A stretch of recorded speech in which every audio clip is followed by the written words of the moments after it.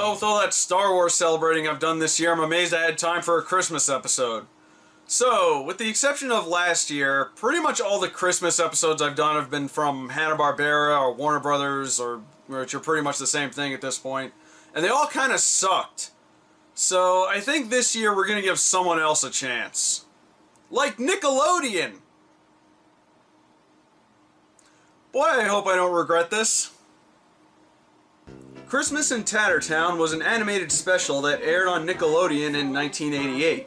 It was supposed to be a pilot for a full series pitched by animation maverick Ralph Bakshi. Yeah, that Ralph Bakshi. Fritz the Cat Ralph Bakshi. Heavy Traffic Ralph Bakshi. He was gonna make a kids show for Nickelodeon. Be afraid. Be very afraid. So this special was based on an old comic strip Bakshi came up with called Junktown, about a place where all lost things go and take on a life of their own. The story of discarded things like toys is a neat idea, and it has been done in other Christmas specials like Rudolph the Red-Nosed Reindeer, and in more obscure stuff like Jim Henson's The Christmas Toy. And if you've never seen that Christmas special but are planning to, then prepare to be traumatized.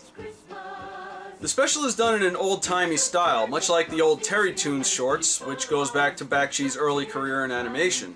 In fact, if you look close enough, you can spot a few Easter eggs and references to some classic cartoons. But I'll be honest, most of this special is hard to comment on. The combination of weird imagery and choppy animation makes the whole thing feel like a bad LSD trip. Come on, Gone!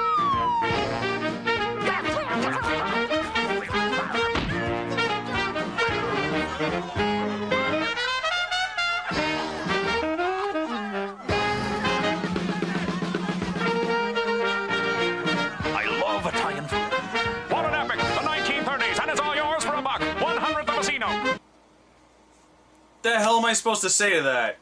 The special is about a girl named Debbie who finds herself in Tattertown along with her doll who comes to life and decides she doesn't want to be her plaything anymore. Shame on you for running away! No! No! Stay away! I'm not your dolly anymore! Look, I've got a new dress for you to wear. And your dream date wants to take you for a drive!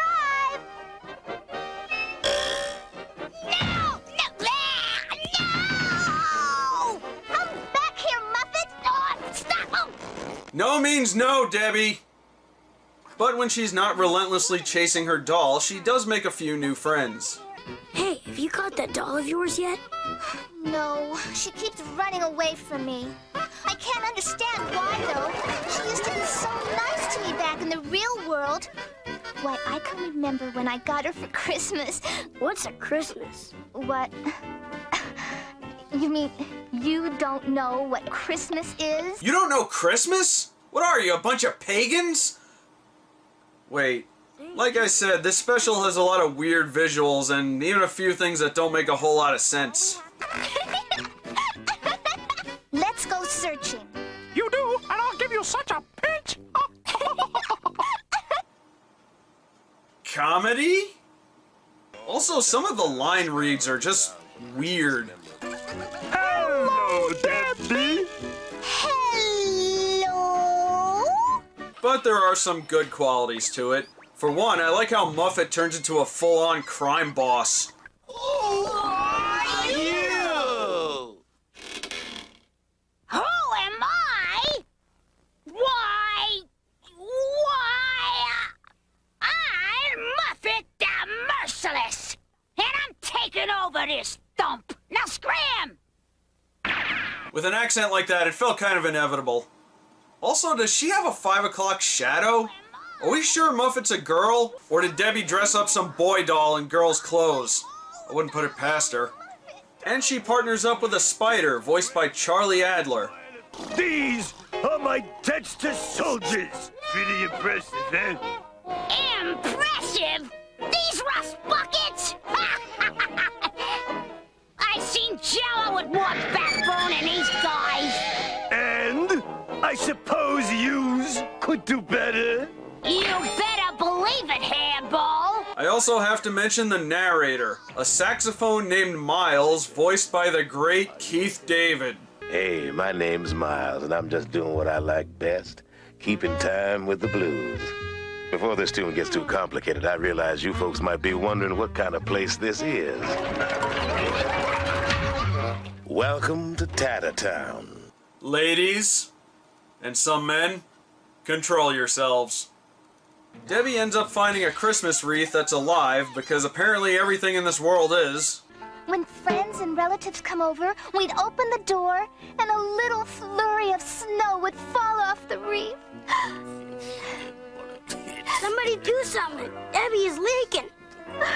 I'm sorry. I just thought about Christmas and got a little homesick, that's all. This actually brings up an interesting question. If Tattertown is a place where lost things end up, then why is Debbie there? In the beginning it says she fell into a book, but by the rules of this world, if only lost things end up in Tattertown, then that means, is she a lost child? Could this seemingly innocent cartoon have some darker undertones? I mean, we really don't know that much about her, so could she be an orphan, or perhaps something worse is going on here? Oh, sorry. It's just that thought affected me in a way I can't quite explain. Or maybe this cartoon is just weird and I'm overanalyzing it. Case in point, when they go looking for a Christmas tree, they find one, and he turns out to be Jewish. We've got a proposition for you. How'd you like to be the official Tattertown Christmas tree? Christmas tree? Hey, what do I know about Christmas? I'm a shopkeeper. I sell comic books. You want to buy a nice magazine? Now that's funny. Muffet doesn't seem to be too happy about the idea of Christmas, so she sends a few of her henchmen to try and stop it. What's going on with these guys? Why are they, like, plugged into each other? Oh, look, Dad. Isn't this flower beautiful? You idiot! You moron! You just blew our cover! Come on.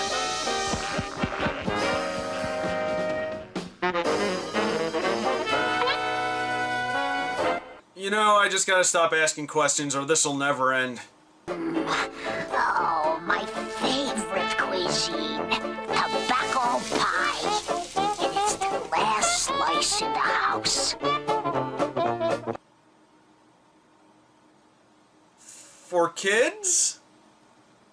Oh look, she's dressing up as Santa to try and stop Christmas. Never seen that before. Though it seems Tattertown has still not fully grasped the concept of Christmas. I guess you still don't get it.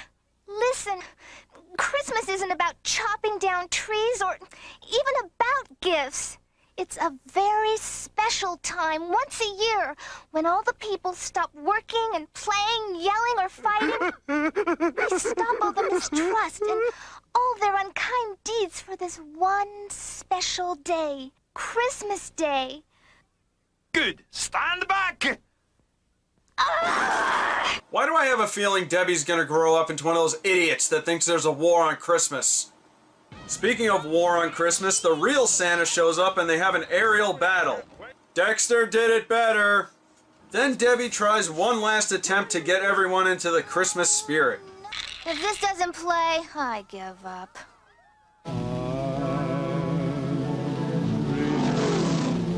Of a white Christmas, just like the ones I used to know. Bing Crosby works every time. And I mean it because everyone gets all emotional and Muffet's plans are foiled and she gets captured. Now I've got you, Muffet. Now you can be my dolly again. Yes, we can play together forever. Geez, Debbie, you're making Elmira from Tiny Toons look normal by comparison. So that's Christmas in Tattertown. Wow. Between the animation and the weird visuals, this special is a train wreck. Not to mention it didn't even need to be about Christmas. The whole Christmas thing felt tacked on. But I did like a lot of the characters as well as the throwback style, and it's quite an interesting piece of animation history. It was Nickelodeon's first animated special, and it predates the original 3 Nicktoons by about 4 years. Also, a lot of great talent worked on it that would eventually go on to work for Disney and Pixar, so at least some good came out of it. It's completely crazy, and there are better specials more worth your time, but if you ever need a weird-ass Christmas special to watch, then look no further. And that concludes 2015 for the Cartoon Clip Show. Have a Merry Christmas, a Happy New Year, and I'll see you all in 2016. Hopefully with a better release schedule.